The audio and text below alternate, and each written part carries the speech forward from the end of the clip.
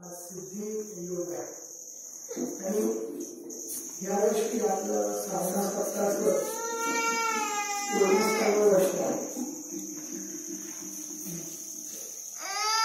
आपण दत्तप्रबोधाचं आज वाचन केलेलं आहे. सर्वांनी दत्तप्रबोध ग्रंथात सर्वांनी 22 अध्याय आज पूर्ण झालेले आहे.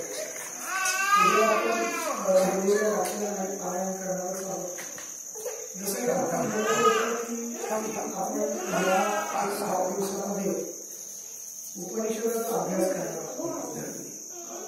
आपल्या वेदांमध्ये आत्म्याविषयी, परमात्म्याविषयी, चेतनविषयी, स्थूल, सूक्ष्म, सूक्ष्मता आणि सूक्ष्मेतर ह्या चारही मितींविषयी जेव्हा जेव्हा भाष्य केलं जातं, शंका समाधान केलं जातं, त्या संवादाला उपनिषद असं म्हटलं जातं. उपनिषद हे मुळातून ईश्वर प्राप्तीचं ज्ञान आहे. वेदांमध्ये अनेक ऋचा आहेत. वेदांमध्ये जे श्लोक असतात त्याला स्तोत्र, ऋचा आणि मंत्र अशी संज्ञा आहे. सरासरी आपल्याला माहीत असतं की वेदांचे 4 प्रकार आहेत, म्हणजे ऋग्वेद, यजुर्वेद, अथर्ववेद आणि सामवेद. पण त्याच्यामध्ये काय आहे हे आपल्याला माहीत नसतं. साधारणतः वेगवेगळ्या पद्धतीच्या ईश्वराच्या रूपांची केलेली स्तुती म्हणजे स्तोत्र, ईश्वराच्या रूपांचं गुणवर्णन करणारे, त्याला शरण जाणारे वाक्यरचना म्हणजे मंत्र. मग हे मंत्र आव्हान मंत्र असतात, हे मंत्र प्रार्थना मंत्र असतात, हे मंत्र साधना मंत्र असतात. ह्या स्तुती आणि हे मंत्र याच्या व्यतिरिक्त वेदांमधला जो भाग आहे त्याला म्हटलं जातं उपनिषद. आता आपण जे ऐकणार आहोत किंवा त्याच्यावर आपण विचार करणार आहोत, यावेळेस आपण घेतलेलं आहे कैवल्य उपनिषद. हे कैवल्य उपनिषद जे आहे हे यजुर्वेदाचा कृष्ण यजुर्वेदीय नावाचा जो प्रकार आहे त्याच्या शाखेमध्ये हे उपनिषद सामावलेलं आहे. हे उपनिषद कसं आहे तर अश्वलायन नावाचे एक ऋषी असतात. ते भगवान ब्रह्मांकडे जातात आणि आपल्या जिज्ञासा प्रकट करतात. आपल्या ज्या काही शंका आहेत ते ब्रह्मदेवांना विचारतात आणि ब्रह्माजींना त्यांनी शंका विचारल्यानंतर ब्रह्माजी त्यांच्या प्रश्नाची उत्तरं देतात आणि त्या संवादाला कैवल्य उपनिषद असं म्हटलं आहे. कैवल्य हा शब्द फार सुंदर आहे. जसं आपण मराठी भाषेमध्ये पाहतो, कैवल्य याचा अर्थ असा होतो की मनुष्याच्या आत्म्याचा अंतिम प्रवास जेव्हा पूर्णत्वाला पोचतो त्यावेळेस त्याला ज्या स्थितीची प्राप्ती होते ती स्थिती म्हणजे कैवल्य, म्हणजे थोडक्यात मोक्ष. मग ही मोक्षाची स्थिती जी अनुभवता येते ती कशामुळे आणि का, तर ह्या सर्व गोष्टींचा ज्यामध्ये प्रश्नोत्तराच्या रूपाने विचार केलेला आहे तर त्या स्थितीला किंवा त्या संवादाला कैवल्य उपनिषद म्हणतात. सरळ सरळ इथं सामान्य बुद्धीनं पाहिलं तर आत्म्याविषयी ब्रह्माजींना प्रश्न विचारलेले आहेत, पण ते अगदी सामान्य भूमिकेतून, म्हणजे अगदी सामान्य माणसाला पडणारे प्रश्न सुद्धा यात आहेत. मग आत्मा सर्वत्र असतो का, मग आत्मा मला मिळतो का, मग त्या आत्म्याचं ज्ञान कोण देऊ शकतं, मग गुरु परंपरा कोण, मग सगळ्यात मोठे गुरु कोण, असे अत्यंत सामान्यातील सामान्य प्रश्न सुद्धा यामध्ये आहेत. आणि आता आपण पाहूया साधारणतः यामध्ये सगळे मिळून साधारणतः 26 मंत्र आहेत आणि हे 26 मंत्र म्हणजे त्या संवादाचा शब्दांकन आहे. मग मी तुम्हाला सांगितलं की वेदांमध्ये स्तुती, मंत्र आणि संवाद या पद्धतीचे म्हणजे उपनिषद या पद्धतीचं संकलन आहे. आता आपण पाहिलं की कैवल्य उपनिषद याची थोडीशी तोडओळख आपण करून घेतली. आता आपण विषयाला सुरुवात करूया. प्रत्येक वेदमंत्राला, प्रत्येक ऋचाला, प्रत्येक स्तोत्राला, प्रत्येक उपनिषदाला स्वतःचा असा शांतीपाठ असतो. शांतीपाठ म्हणजे एक प्रकारची ती विश्व प्रार्थना असते. जसं सहनावतु सहनो भुनक्तु सहवीर्य करवावै तेजस्विनाधिभूत, म्हणजे सर्वांचा विकास व्हावा, सर्वांचं कल्याण व्हावं, सर्वांना मांगल्याची प्राप्ती व्हावी, असं एक प्रकारे विश्व प्रार्थना आहे. साधारणतः वेदांचा काळ हा 7,000 वर्षापूर्वीचा मानला गेलेला आहे. 7,000 वर्षापूर्वी. दुर्दैवाने आज तेवढी जुनी हस्तलिखित आपल्याकडे उपलब्ध नाही. त्याचं कारण तुम्हाला सांगतो. भारताच्या वायव्य दिशेला सर्वात मोठं हस्तलिखितांचं असं एक मोठं दालन, एक विद्यापीठ निर्माण करण्यात आलं. त्यांना नालंदा, तक्षशिला इत्यादी नावाने ओळखलं जातं. ही वेगवेगळी विद्यापीठं होती. संपूर्ण देशभरात अशी 7 विद्यापीठं होती. तिकडेच ती का होती तर भारताच्या ईशान्येला अत्यंत थंड राज्य आहे, भारताच्या दक्षिणेला अत्यंत दमट राज्य आहे, मध्य भारतामध्ये समशीतोष्ण कटिबंध आहे. आणि आता अगदी या काळात सुद्धा एखाद्या बंद खोलीमध्ये जर पुस्तक ठेवलं आणि तिथे जर बुरशी पकडली जाते आणि त्या पुस्तकांची अगदी 21व्या शतकात तयार केलेली प्रिंट सुद्धा वाळवीने किंवा बुरशीने खराब होते, तर 2-2.5 हजार वर्षापूर्वीची हस्तलिखित ही ताडपत्रांना झाडाच्या सालीवरती वेगवेगळ्या माध्यमातून लिपिबद्ध केलेली होती. मग ती खराब होण्याचा धोका या दिशेच्या वातावरणामुळे अधिक होता. म्हणून त्या वायव्य प्रांतातलं जे वातावरण आहे ते ताडपत्रीवरच्या ग्रंथांना संकलित आणि संग्रहित करून ठेवण्यासाठी योग्य स्वरूपाचं असल्यामुळे तिकडे सर्वात जास्त ग्रंथ संपदा होते. आणि ज्या वेळेस हे खैबर-खिंडीतले लुटारू आले, दुर्दैवाने असं म्हणावं लागतं की ते सगळे मुसलमानच होते. कळलं का? मग हे सर्व म्हणजे वेगवेगळ्या जाती धर्माचे आक्रमणकारी भारतात आले. त्यांनी इथली ग्रंथालय जाळली, इथल्या संस्कृती रक्षकांना भ्रष्ट केलं, इथल्या संस्कृती संवर्धनाची ठिकाणं असणाऱ्या, केंद्र असणाऱ्या मंदिरांना, आश्रमशाळांना उद्ध्वस्त केलं. त्यामध्ये सर्वात जुनी असलेली हस्तलिखित नष्ट करण्यात आली आणि जी काही थोडी बहुत शिल्लक राहिली त्याच्या आधाराचं आत्ताचं आपल्याला वाङ्मय उपलब्ध आहे. जगामधला सर्वात प्राचीन ग्रंथ जर कुठला असेल तर तो आपल्या हिंदूंसाठी अत्यंत अभिमानाचा भाग आहे की ज्यावेळी युरोप, चीन, जपान आत्ताची प्रगत असणारी राष्ट्र ही चित्रलिपीमध्ये स्वतःला धन्य मानत होती, तेव्हा भारतीयांमध्ये लिपीचा शोध लागला होता आणि भारतीय शब्दांपर्यंत पोहोचले होते, शब्दांच्या माध्यमातून साहित्य संकलन करू शकत होते. आणि त्याचं उत्तम उदाहरण म्हणजे ऋग्वेद आहे. अगदी आत्ता उपलब्ध असलेल्या ऋग्वेदाचं, ज्याला आपण वैज्ञानिक वय म्हणजे सायंटिफिक एज असं म्हणू शकतो, 3000 वर्षापूर्वीच आहे. म्हणजे अशा पद्धतीचं भारतीय संस्कृतीचं जगाला असलेलं हे देण आहे. आणि याच्यामध्ये काय उल्लेख केलेला आहे तर निसर्गातल्या अत्यंत छोट्या छोट्या गोष्टींपासून ते अमर्याद मानवी शक्तीपर्यंत अनेक गोष्टींचा उहापोह वेदांमध्ये केलेला आहे. अगदी अग्निमेय जायासी, पहिला ऋग्वेदाचा मंत्र, त्याच्यामध्ये अग्नी हा शब्द येतो.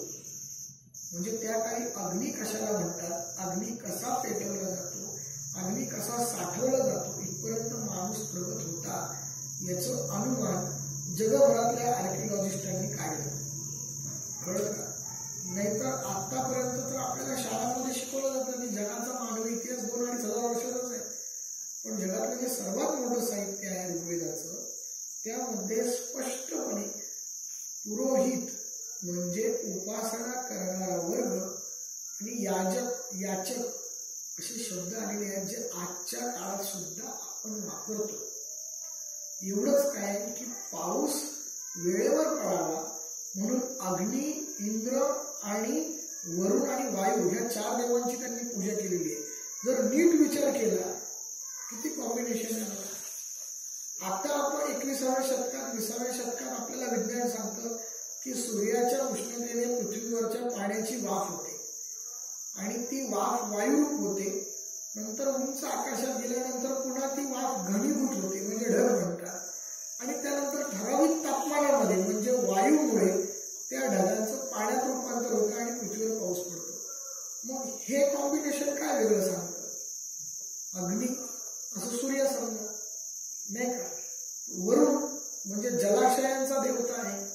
म्हणजे पाणवठ्याचा देव आहे, वरुण देव. मग नदीपासून, तळ्यापासून, एखाद्या गावातल्या खेड्यातल्या अगदी छोट्याशा डबक्यात साठलेल्या पाण्यापासून ते आपल्या इथे मांडलेल्या घटात असलेल्या पाण्यापासून ते अगदी विशाल समुद्रापर्यंत सगळ्या पाण्याच्या आकाराचा, साठपाचा देव हा वरुण मांडलेला आहे. बघा पुन्हा अग्नी म्हणजे सूर्य समजा, वरुण म्हणजे जलाशय समजा, वायू म्हणजे वहन करतो, वाफेला उंचावर घेऊन जातो आणि पुन्हा त्याला घनरूपात म्हणजे बाष्पातून घन म्हणजे ढगांमध्ये रूपांतरित करतो. मग ह्या संपूर्ण प्रोसेसचा इंद्र म्हणजे चालक अथवा संचालक म्हणजे क्रिएटर पॉवर असं समजा. मग हे सूत्र जर शांतपणे विचार केला तर ऋग्वेदात ह्या विज्ञानाचं मूळ आहे.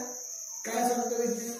तेव्हा सूर्याच्या उष्णतेने साठपाच्या किंवा समुद्राच्या पाण्याची वाफ होते, ती आकाशात उंच जाते कारण तिला वजन कमी असतं, थोडक्यात ती तरंगते म्हणजे वायुरूप होते, ती वर जाते, ती घनीभूत पुन्हा ढग बनते.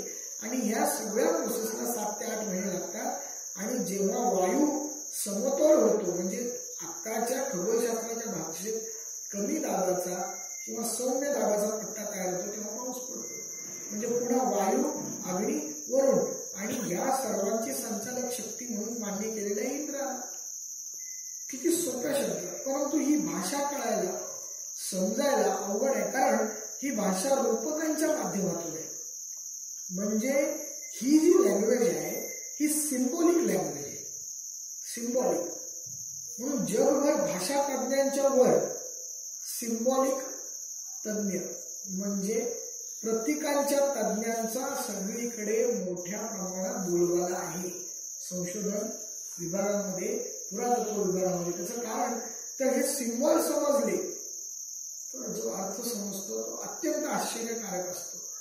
तशीच ही भाषा आहे, ही वेदांची भाषा आहे. ही तुम्हाला प्रतीकातून सांगते, ती तुम्हाला थेट सांगत नाही की ती वाफ उडणार मग ती घन होणार नाही, पण ती तेच सांगणार फक्त प्रतीकाच्या माध्यमातून. म्हणजे देवता हे शक्तीचं प्रतीक आहे. तुमच्या लक्षात आलं का? स्वयंपाकघरातला अग्नी चुलीचा आणि ज्यावेळेस माणसाला मृत्यूनंतर शरीर जाळलं जातं तो सरणावरचा अग्नी हा सर्वत्र सारखा असला तरी सरणावरती जळत असलेल्या अग्नीचं लाकूड घरात आणून कोणी चुलीत मांडलेलं बघितलंय का आजपर्यंत? कोणीच नाही करणार. अग्नी सर्वत्र समान आहे, अग्नी सर्वत्र समान आहे.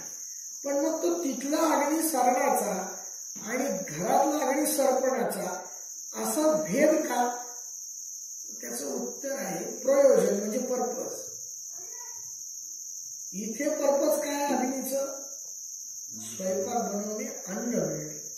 आणि तिथे काय आहे की मृत झालेल्या कलेवराला नष्ट करणे किंवा त्याला गती देणे. समजले नाही? म्हणून ही गोष्ट लक्षात ठेवा. क्रिया जरी वरवर सारखी दिसत असली तरी उद्देश सारखा असतो तसं नाही. सगळ्यात पहिलं हे शिकायचं. आता आपण काय करतोय, एक प्रकारे याला डिकोडिंग म्हणूया. आपण वेदांची भाषा आता डिकोड करतोय. का करतोय? तर आपल्याला कळावं म्हणून. कारण वेदांची भाषा त्यावेळेच्या ऋषीमुनींना कळत होती, पण आता आपण कुठे ऋषीमुनी आहे? आता तर आपण 21व्या शतकात आहे. आपल्याला ते सगळी रूपक, ती सगळी उदाहरणं, ते सगळे शब्द जसेच्या तसे कळतीलच कशावर. म्हणून जगभर वैदिक साहित्यावर फार मोठं संशोधन केलं जातं. का केलं जातं संशोधन? त्यांना काही काम धंदे नाही. जगातलं सर्वात प्रगत मानवी जीवन व्यवस्था म्हणून ऋग्वेद काळाकडे पाहिलं जातं. आता दुर्दैवाने आपल्यातलेच काही दृश्य आहे, अर्ध्या हळकुंडाने पिवळे झालेले संशोधनकार किंवा तथाकथित इतिहासकार जे सेक्युलरिझमच्या घाणेरड्या वायूमध्ये दूषित झालेले आहेत. मी अत्यंत जाणीवपूर्वक हा शब्द त्यांना वापरतो. का? तर त्यांनी जेवढं हिंदूंना भूमिष्ठ करण्याचं काम केलं तेवढं जगातल्या पाठीवर कुठल्याही संस्कृतीने केलं नाही. आणि हे सगळं 250-300 वर्ष पद्धतशीर चालू आहे भारतामध्ये. पद्धतशीर. तुमची शिक्षण व्यवस्था खराब केली गेली, त्यानंतर तुमची भाषाशैली खराब केली गेली, त्यानंतर तुमच्या इतिहासाच्या साधनांना तांत्रिक साधनांच्या अस्सल पुराव्यांना नष्ट किंवा भेसळ करण्यात आली. सगळं जगभरातल्या लोकांनी हे घाणेरडे प्रकार भारताबाबत केले. त्यामध्ये ठराविक वंशाचे लोक आघाडीवर आहेत, कळलं का? पण हळूहळू माझी भारतीय संस्कृती, माझी हिंदू संस्कृती, माझी वैदिक संस्कृती पुन्हा विश्वगुरु आणि विश्वाधार बनणार आहे. हे मी तुम्हाला आज सांगतोय. हे हृदयात ठेवा. हे आज नव्हे, येत्या काही वर्षात घडणार आहे. म्हणजे 10 वर्षात घडेल, 20 वर्षात घडेल, 50 वर्षात घडेल, पण हे घडणारच आहे. मी गेले कित्येक वेळा सांगतो, आज सुद्धा या गोष्टीला मी पुनरुच्चार करतो. हे घडणारच आहे. कारण आज जगाला सगळ्या गोष्टी मिळालेल्या आहेत, पण ज्ञान म्हणून काही मिळालेलं नाही. लोक म्हणतात आम्ही विज्ञानाने एवढं पुढे गेलो, एवढं पुढे गेलो. व काय केलं मग तुझ्या विज्ञानाने? आम्ही अनुभव बनवला. आणि आता तर काय वेगवेगळे व्हायरस बनवलेले आहेत. संपूर्ण मानव जात भीतीच्या सावटाखाली आलेली आहे. विज्ञान हे विनाशाकडे नेण्याचं अस्त्र तयार झालेलं आहे. आणि ज्ञान हे माणसाला समृद्धीकडून प्रगतीकडे आणि प्रगतीकडून आत्मोन्नतीकडे नेण्याचं माध्यम आहे. म्हणून आज जगभर भारतीय ज्ञानाची ओढ निर्माण झालेली आहे. आणि ती कशात सापडेल? मूळ वेदांमध्ये सापडेल. वेदांमधलं रहस्य कशात सापडेल? उपनिषदांमध्ये सापडेल. आणि उपनिषदांचं हे जे ज्ञान आहे ते शाश्वत आहे. कारण हे अंतर्यामीचं ज्ञान आहे, अंतरीचं ज्ञान आहे. हे आत्मा परात्माच नव्हे तर चेतन अचेतन याच्या मुळाशी घेणार आहे. याला काही नाव द्या तुम्ही, पण हे मूळ ज्ञान आहे. पण आता आपण सर्वांनी आजपासून जसं जमेल तसं, जसा वेळ मिळेल तसा कैवल्य उपनिषदाचा अर्थ, त्यामध्ये असलेला गूढ रहस्य आणि त्यातून अश्वलायन ऋषींना ब्रह्माजींनी बोध दिलेला आहे. क्षणभर असं समजूया की अश्वलायन म्हणजे आपण. कारण ते प्रश्न ऐकायला लागलात की तुम्हाला समजणार नाही, तर मला पण कधी कधी वाटतं. साधना करणाऱ्या, तपस्या करणाऱ्या, आत्मज्ञानाकडे वाटचाल करणाऱ्या प्रत्येक साधकाला हे प्रश्न कधी ना कधीतरी पडलेले असतात. म्हणून क्षणभर अश्वलायनाला विसरून जाऊ. आपण समजू की आपल्या जिज्ञासा करणाऱ्या मनाला पडलेले हे प्रश्न आहेत. आणि मग ब्रह्माजींना पण विसरून जाऊ आणि असं समजू की सद्गुरू आपल्याला उत्तर देत आहे. आणि अशा पद्धतीने त्या प्रश्नोत्तराला, त्या ज्ञानाच्या गाभ्याला स्पर्श करण्याचा आपण प्रयत्न करू. ठीक आहे. गुरु